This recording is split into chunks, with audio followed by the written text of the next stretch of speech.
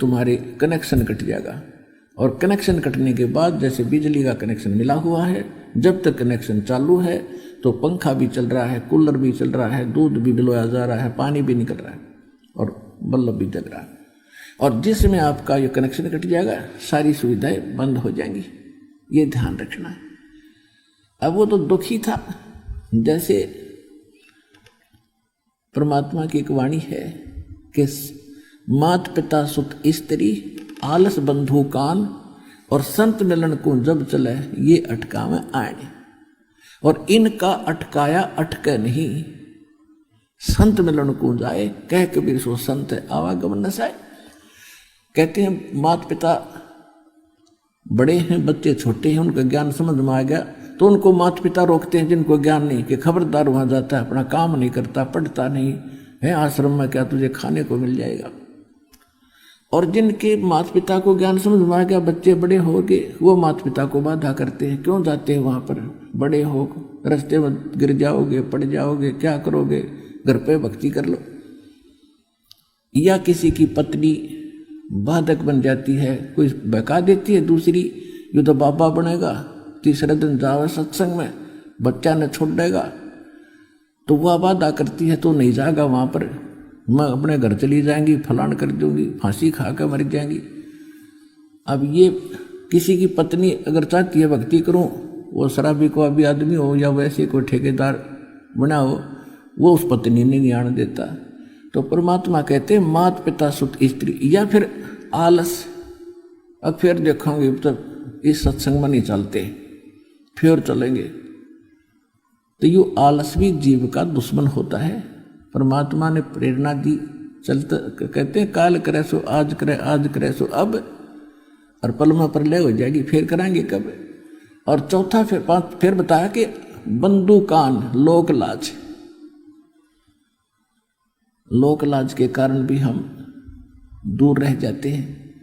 क्या देखते हैं, कई भक्त शुरू में आते थे हमारे पास, कोई लेकर आता था अपने मित्र प्यारे रिश्तेदार को, अब वो आते ही दंडवत करता, और वो नो का नो खड़ा ऊंट सा, वो देखा ये क्या बकवाद कर रहे हैं, क्यों वो चौधरी साहब है, उसने शर्मा प्रणाम करते आना। तो वो फिर घर जाकर कहे तो भाई निकम्मे आदमी जानते, सीधे पड़े लंबे पड़ते हैं, ये तो वहाँ ऐसे लौटते हैं, 20 जगह वो बकवाद करे, फिर उसकी मजाक करें सब भगत की कि तुम तो मुसलमान बन गए, तुम वहाँ ऐसा करते हो। तो वो लोक लाज के कारण यदि उनकी बातों में आके और वो भगत डगमग हो जाता है तो वो भगत गया काम है।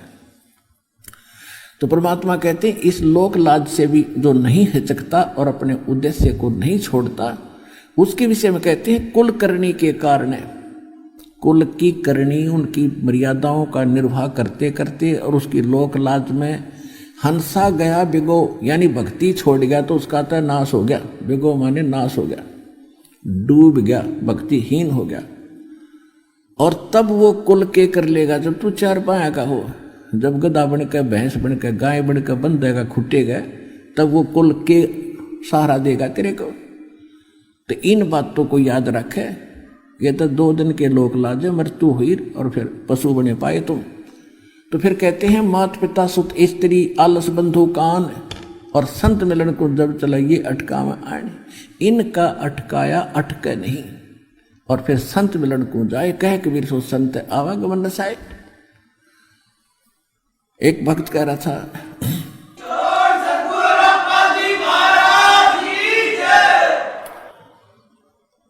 बहुत प्रकार के भक्तों के साथ इस संघर्ष से गुजरना पड़ता है। कई बहनें भी ऐसी होती हैं, उनका पति कहता है कि तू आश्रम में गई और मैं मरूंगा गोली खा के। बता कोई बात हुई मूर्ख की, भाई तुझे क्या बाधा है, क्या दिक्कत लगती है इसके वहां जाने में? कम से कम आप साथ आओ, नाम बेशक ना लो, आप साथ आओ और देखो यहाँ के वातावरण को, अच्छा लगे तो आगे आप भी आओ और उनको भी आने दो। नहीं, उस बेटी को बच्ची को रोक के पाप का भागी बनता है व्यक्ति, उसके बाधक बन के। इसी प्रकार कोई बहन है, वो भी आट अड़ा देती है कि भगत बताते हैं मेरी धर्मपत्नी भगतमती बहुत बाधा करती है, कहती है सत्संग में जाएगा तो बच्चों को लेकर मैं अपने मायके चली जाऊंगी, बड़ी छुप छुप के आता हूँ, दया करो। तो ये इस तरह की बाधाएं काल ने पैदा कर रखी है कि भक्ति ना करे और कितना धक्के खा ले और कुछ भी अच्छा बुरा करे, कोई नहीं कहेगा क्यों कर रहा है। तो उसके लिए कहते हैं लोक लाज मर्याद जगत की, और कहते हैं तरण जो तोड़ बगावे, जब कोई राम भगत गत पावे। लोक लाज ना कीजिए निर्भय हो रही है, और ये मन संतों दीजिए तो गोविंद पाइए। कहते हैं अब जैसे मीराबाई को भी यही इन्हीं बाधाओं का सामना करना पड़ा था, लेकिन तोड़गी सब जंजीरों को। आज उस बहन का नाम उन महापुरुषों में, पुण्यात्माओं में सबकी जुबान पर है। और यदि वो लोक लाज में आके और मर्यादाहीन और भक्तिहीन हो जाती तो कोई ना याद करता कि कितनी बहन मरे। और जब तक ये पृथ्वी रहेगी मीराबाई का नाम रोशन रहेगा, क्योंकि उसने लोक लाज तोड़ के भगवान, संसार छोड़ के भगवान से जुड़ी और उसको तन मन धन से निभाया। इसी प्रकार जो भक्त भक्ति करेगा, इन बाधाओं से चीरता हुआ चलना पड़ेगा, परमात्मा आपके पल पल पर साथ देगा। एक भक्त कह रहा था कि मेरी पत्नी ने ऐसे बाधा की, मैं उससे छुप कर नाम लेने के लिए आ गया। उसको पता नहीं के भूतनी बड़ी, उसने फोन कराया, कहाँ हो? मैंने कहा मैं ऐसे ऐसे किसी काम वस्ता रहा। नहीं तू नाम लेने गया है, मैं अपने घर जा रही हूँ। उसको तू बता के भी ना आया था, देख काल किसा दुष्ट है। उसको प्रेरित कर दिया। तू कह रहा था मैं आधे रास्ते आ लिया था कि तो जाओगी तो जा, देखी जाएगी। तो कल न और कोई आंट ला के जाएगी, यूँ काम तक करूँ, पहले नाम ले गया, वह अपने चली गई घर पे। आगे परमात्मा ने दया करी, सद्बुद्धि आ गई। फिर उस बहन ने भी नाम ले लिया कुछ दिन के बाद। तो ये काल के दूत भी आपस में, क्योंकि ये प्रेत आत्माएं जो भ्रमित हैं, ये भी सबके घरों में बैठी हैं। उनको पता है कि यो नाम या भक्ति यहाँ आई, हर थारी यहाँ से छुट्टी, तुम भागोगे यहाँ से। तो वो कराते आदि बकवाते। और परमात्मा क्या कहते हैं, देवी देव ठाडे बहे हमको ठोर बताओ। परमात्मा कबीर जी का नाम लेने के बाद ये सभी देवी देवता भूत पितर उस घर को छोड़ जाते हैं, क्योंकि उनकी पूजा वहाँ नहीं होती। तब परमात्मा के पास, कबीर जी के पास आए, कहा कि आपकी भक्ति जो करते हैं उन्होंने हमारी सब साधनाएं त्याग दी, अब हमें जगह बताओ हम कहाँ जाएं। तो कबीर साहब कहते हैं जो मुझको पूजा नहीं उनको लूटो खाओ, जो मेरी भक्ति नहीं करते तुम्हारे लिए छोड़ रखे, उन पर प्रभाव पिंड जाओ। देवी देव ठाडे बहे, आके खड़े हो गए मेरे पास। कबीर साहब कहते हमको ठोर बताओ। कबीर साहब कहते हैं जो हमको पूजे नहीं उनको लूटो खाओ। एक परिवार कह रहा था जी हम नाम ले गए, हम प्रेत बाधा से घने पीड़ित थे, घने दुखी हो रहे थे, कति जुल्म था, हमारे कैर टूट रहा था।